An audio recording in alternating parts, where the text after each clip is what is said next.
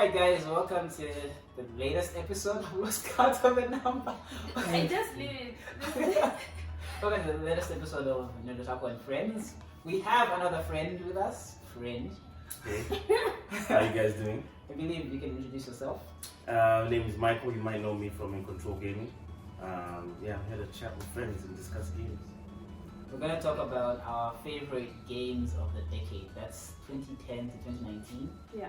The decade's ending soon, so just want to reminisce. Yeah. Talk about the Back. best, or the In favorites our actually. opinion, The please, favorites, in our not the best, the opinion. favorites. It's always about my opinion. So it counts. Because Yeah, people are everything. gonna be like, that game is what? I'm telling you. Uh-huh. Some games are probably going to be whack on this. Yeah. For me, Alright, who wants to start? How are we gonna do it? Like one each? Yeah. And then one each? Yeah, one each, another one. Okay, cool. So we can judge properly. Yeah, so you start, man. I Yes. start? Surprise me. I surprise you? Surprise Let me me. surprise you. Mhm. You'll be shocked by this one. So let's. It's actually the least pretentious. Skyrim. okay. Oh, I Yeah, thought about it. yeah. The Elder Scrolls 5 Skyrim by Bethesda. Todd Howard, you know. Mm-hmm. I've played that game at least 8 times. Listen, it's Skyrim. Like if you Yeah. played Skyrim once, Mm-hmm. I was thinking about I it played it and recently. I freaked out because of the spiders. Oh, that's Yeah. Which really is good. going to contradict one of the games I'm going to say. But okay. Yeah, like, jeez, I was thinking about it recently, and I Mhm. think it is the pinnacle of open world games. To this day, I think it still holds up. Mm-hmm. Every time I boot it, I'm like, let me try this again, and it is excellent. Like, it's so open, it's so freeing. Mm-hmm. The story is average, but the experience, the role-playing experience, is super. It was a great. flawed masterpiece. Because even though it had certain shortcomings, it was just so much fun and so different. Yeah, Yeah. yeah. It really opened up the possibilities. Yeah. Skyrim. Cool. Okay, so my first game, I'll start with the obvious ones. I'll leave the controversy for my last 2 weeks. So obviously Witcher 3, Yeah. for me, that was like phenomenal game. Like, just took what you talked about with Skyrim and we just cranked it up a little bit more with the story. Mm. Made the whole world feel like it was alive. It was telling a story all the time. You really cared about where you were going and what you were doing and the characters. The gameplay wasn't as good, I think, as Skyrim felt, you know, but it worked. It all worked together. So for me, Witcher 3 will be there on my list. I agree. Witcher 3 is very good. Mm-hmm. I prefer Witcher 2, Mm-hmm. but yeah, Witcher 3 is very good. For me, my first pick. Okay, first of all, disclaimer. I haven't played that many games Mm-hmm. because life. Mm-hmm. But my first pick is Limbo. Limbo So, is. yeah, 2010. Literally just opened Yeah. the decade. Mm-hmm. So it's a strategy game.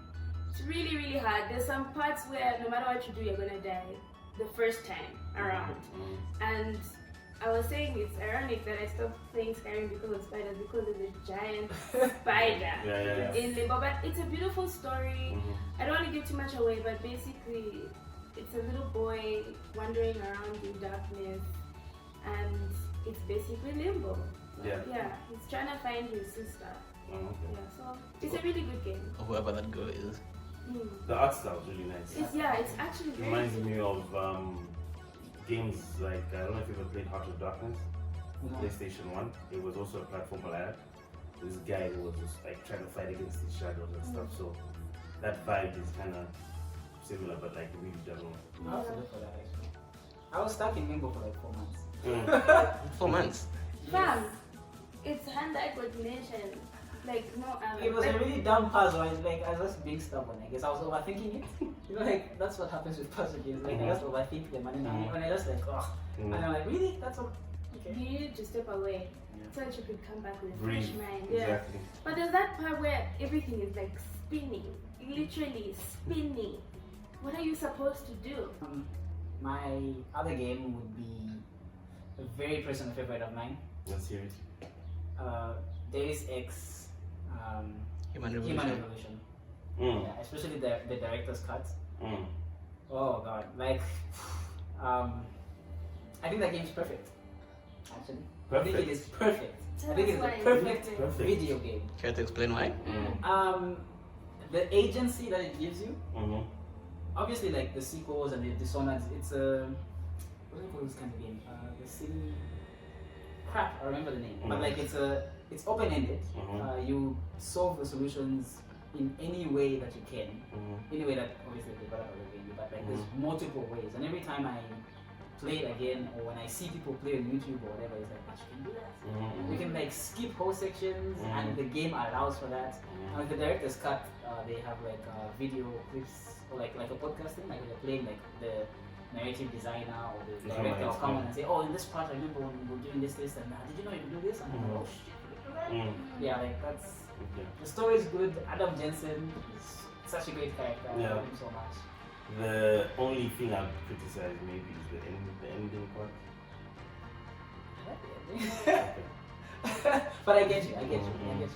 Or like the 3-choice thing. Yeah. That it's a Deus Ex Machina. Like that's the point. Okay. I'm sorry that You don't I'm want a choice? You don't want choice. Choice is dope, but I think I didn't expect it to be presented that way because throughout the game I felt like I was making decisions. And then at the end it's just like these are the only ones. Yeah. First enemy. But keep in mind that it is your decision throughout the entire game. We'll never force you into being lethal or non-lethal.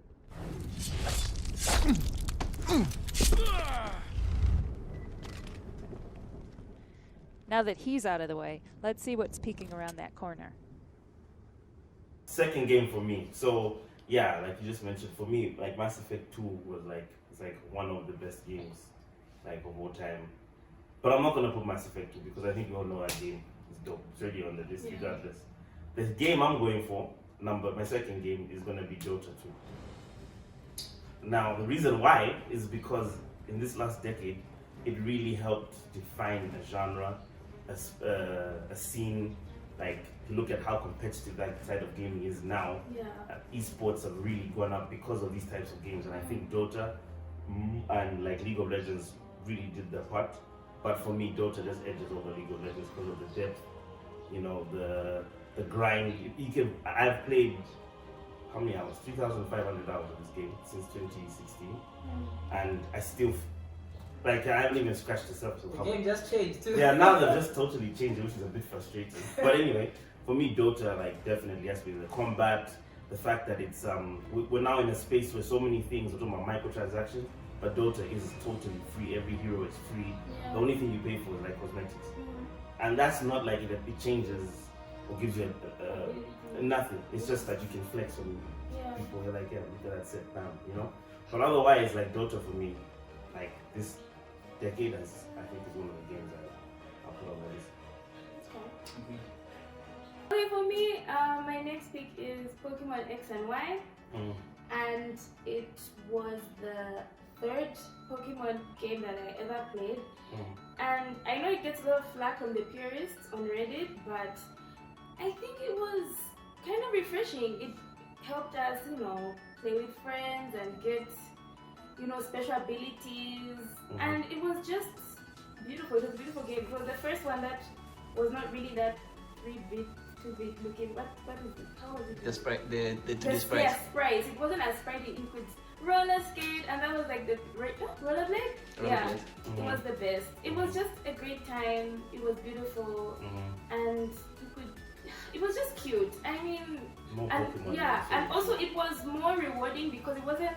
I feel like as the years have gone by, it's become easier and easier to, EV train your Pokemon, and I feel it kind of takes away from grinding, really looking for the Pokemon that you want, the natures that you want, picking the types of Pokemon that you need to fight in order to get certain, boosts. I think it's become a little bit too easy. I guess they want everyone to be included and make everyone feel like they can battle online, but it's just, you need to work hard, You need to work hard. I mean, riding your bike for 6 hours to hatch an egg. I mean, like seriously, fairy eggs. And dragon eggs. Yeah, and dragon eggs. I mean, come on. And then when it hatches, it's not even the nature you want. The grind. Yeah, it's the grind. The grind is the grind. So yeah. Okay. Yeah, Pokemon X and Y was a really good game. It's a good pick. Get ready for the next evolution in Pokemon. Pokemon X and Pokemon Y. final game is Rise Son. No. Right. You haven't played that game. It's The Walking Dead. Telltale's The Walking Dead. Jinx, right?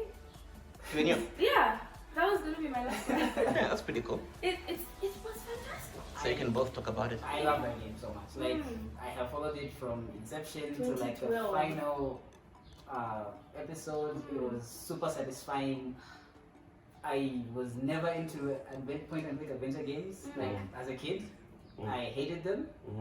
The first Walking Dead is fairly point and click adventure, like even as puzzles and stuff. But like I like that they realized. Totally did get the formula, yes, but like they realized that what people want from that game is not the point and click stuff, but it's just mostly the story. Yeah, the story. So I the cried. last 4 years. Full blown. Do you know crying? Do you know weeping? I wept. I don't want to spoil right now. But the thing is, everyone cried. Even PewDiePie cried when he played that game. It's so good. It's I love the characters. The way Clementine grows throughout the thing is fascinating. That's a fantastic game.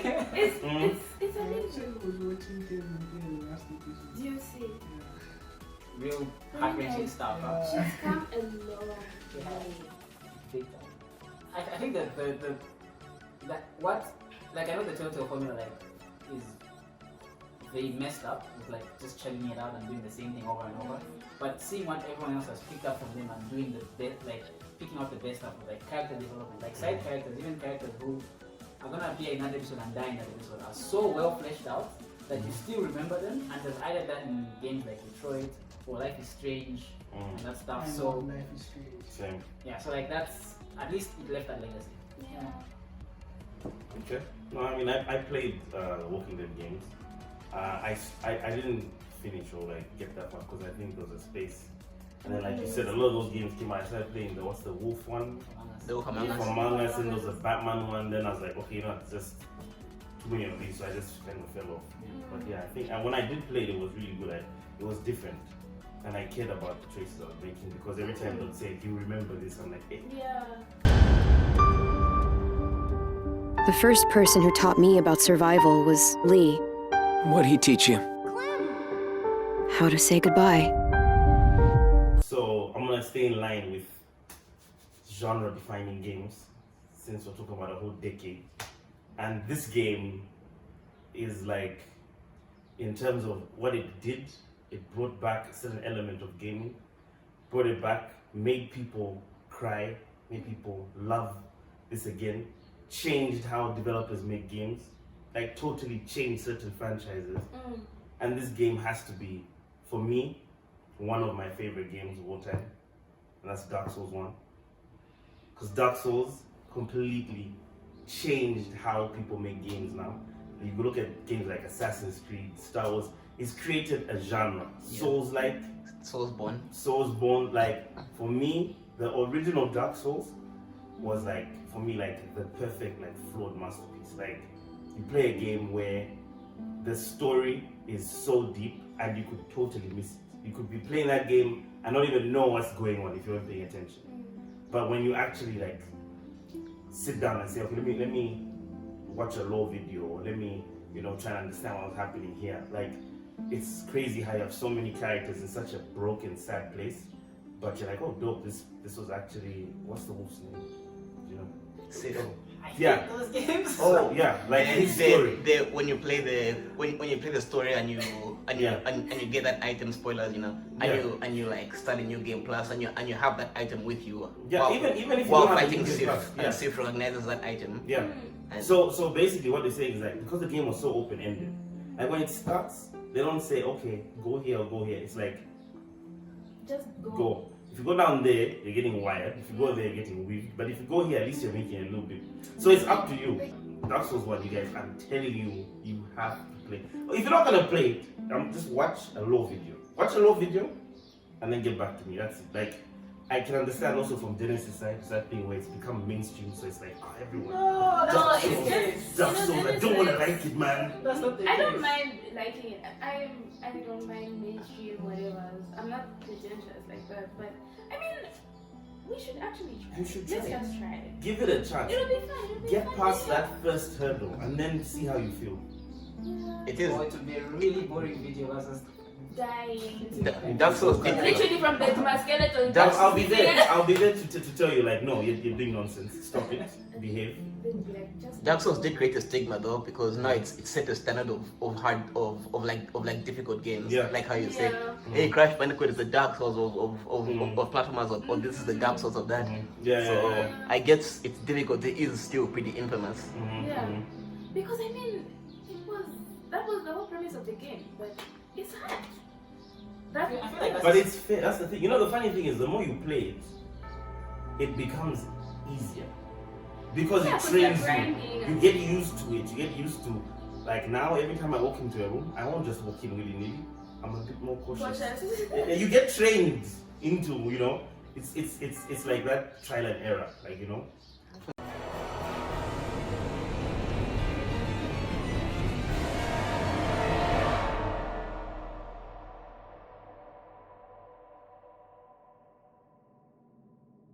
So your last game? Or Oh, it was the same as Okay. then. I can add an extra one. Okay. That I Go for think it. not many people would have played, but I play a lot. XCOM 2. Oh yeah. That's I love that. I hear good things about it. Like I love that genre. Like, and Very it's nice. it's the example I always give when I'm like, I'm not very good at games. Like, and you know, it's like stuff that really frustrates me. Like I just like, I'm not here for this. But like XCOM is very difficult, very difficult. But it's very rewarding. I think that's the exact same feeling that people get from like Dark Souls and stuff. I get from XCOM and XCOM 2. Yeah. I'll put XCOM 2 above the XCOM remake because I think it added more stuff. It's more accessible, a little bit harder, but more accessible. Like a lot of quality of life changes. I think the story was a little bit better than the original XCOM, just a little bit, but that's not like the main goal. I always give this example when I played my first playthrough in XCOM 2. I named, because you can name the characters. Yeah. So I named them like friend names and stuff. And you get to like, you grow attached, but like when they die, it's permanent, like they're dead for good. Remind me of Fallout, but the mobile game. Yeah, it's the same kind of concept thing. So like you get attached to like the characters and you make a headcanon story like, oh, that time a guy missed the alien shiny, and this guy survived and what, and he healed, and that's your story. As well on top of the actual story thing, and that's what makes it really fascinating. So that would be like my special. Yeah, I agree. XCOM is really good. There's a new one actually coming out from the original XCOM creator. I think I saw that, but it's like animals or something? No. That was a mutant, I think. There's a new one. It's not yet out. It's literally taking it back to the proper base building roots. Oh, yeah, I'll send you a link basically when I remember the game. But yeah, I agree. XCOM was like, it's fantastic when you feel like you've been with someone that long. This is your sniper. Then they get a code name now. That's just zero. Yes, the code. Yeah. Yeah, and then the only thing that hurts is when someone just gets like when the game cheats, like it blatantly one-shotted someone. That is one thing that I would say XCOM is not fair as opposed to like say Dark Souls. I will definitely admit that because it has chances. Like you have a 95% chance to hit, and it's a video game. So you will miss that 95% chance every once in a while. So yeah. As well, Heavy Rain. It was good. What was the name of the kid? Which kid? Heavy Rain, the one that Press Jason. X to Jason. Because there was that glitch where he'd be like, Jason! And then the guy. Press X to Jason. Yeah. In Detroit, the Jason thing. In Detroit, they do something similar to that. Heavy That's Rain. why they did that. Yeah. Heavy Yeah, I Rain remember was it. fun. Heavy Rain was fun. Everyone was good. I think it's better than Detroit. Which I need to Fair, play. you're not fair. Story-wise, it was Story-wise, yes. I'll definitely story-wise it's better. I played Heavy Rain when it came out. Hated it. The controls were bad. The controls are bad in that game. They're bad. They're bad controls. Oh, the controls. Yeah. Yeah. Okay, I have The to do controls that. are bad. I quit because of the controls. Why? Because you couldn't press And then triangle the with that. remaster came out. But that was me. I'm saying it because that was me. No, it's like tank controls. And then It's your life is turn straight. and then R2 to move in the direction Oh, you turn. yeah, That's no, the I that's was like, no. And you also had to raise and drop your controller. Yeah, Yeah. all that and like, jeez. But then the remaster on PS4, that's when I played it again because I actually like Beyond Two Souls. So like I played the remaster, which has beyond two solo style controls, which is very traditional, like camera, move, what, like everything's kind of traditional, less stuff. And I played through that game like in 2 days. That's so like, and I was like, damn, this story is good. I missed out the first time. Yeah, because when I finished the game and I didn't find out the ending. My first playthrough, so I said I have to play again. I need to find out who this is. So that really drove me more into the story because it felt like I didn't get the right ending. So I'm like, I need to go back. And then when I found out the actual ending, I was like, whoa. Yeah, it's like mind blowing. Yeah, I was like, what? I think David Cage gets a lot of flack from some people, but what I like about him, first of all, that is different, and secondly, the way the stuff splits. Whenever you play your first playthrough, it always feels like this is the correct one. Until you reach the end, you're like, Then they give you like the worst, And Detroit was very good at that, where it's like, my playthrough, I really felt like I was making like this. The right Did you get the no best way. ending? I don't think I got the best ending. I got the best ending first time. Serious? Damn. Because Detroit for me felt like it was a bit too obvious what I should do. Yeah. I was like, okay. For me, the problem with Detroit felt like it was very clear. I knew what the good choice was. It's a dying old man. Leave him to die. Or stay. I don't want to stay, but I want the good ending, so I'll stay. You know? It wasn't like dark. It wasn't like The Witcher. I was playing it off how I would make decisions in real life. You'd stay with the Diamond Man. No, as in you were role playing and he was trying to game the system. I was just gaming the system. But the thing is, role. like if I give The Witcher, for example, The Witcher 3, I literally have times where I've stopped playing because I'm too stressed. Because it's like, the decisions are tough And then. the decisions are also in like great dialogue. Yeah. So you can say the wrong thing and then it pieces off. That's the thing I liked about The Witcher. Like, you know, like I'll give you an example, like Mass Effect 2, which is a brilliant game, but like that would show you good choice is blue, bad choice is red. The Detroit felt like it's very not necessarily clear. a bad choice, but it's renegade. It can lead you to your result, but at the same time it can ruin some things. The renegade choice, like pulling the trigger while you're at Archangel, will start the conflict early.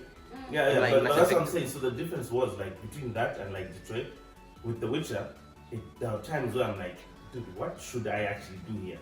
Because I want a good thing to happen, but it's like the less of these two evils, and that used to mess me up. I used to sometimes just stop and just say, you know, let me take a walk, let me think about this, and then I'll still get the bad ending. But I was okay with it because I was like, okay, you know what, I followed my choice. I role played it. Yeah.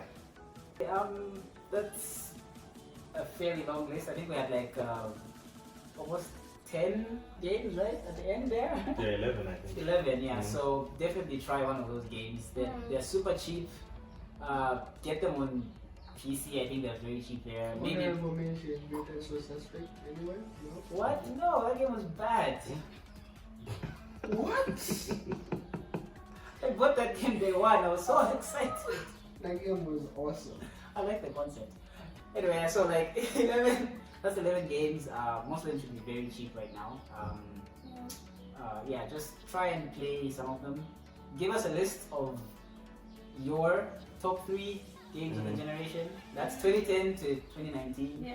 And yeah, let's see if the next decade could be as good as this one. I think this was the best decade in gaming. Yeah. I think so. I think so. I think so. I think it was better than the 90s. It wasn't better than the PS2, bro. PS1, PS2, hey, bro. What? Resident Evil 2, all them things, bro. Hey, Your thank you stuff. so much for having me here, guys. Quick plug, please check out Incntrl Gaming Zambia on our YouTube, Facebook, Twitter. Also check out tigule.com website. You know, if you got games that you want to sell, you know, the economy stuff when you get rid of new games. You got stuff you want to sell new or use, go on the site. It's free. You can advertise stuff that you want to get sold, turn into cash. And yeah, that's me. Thanks, guys.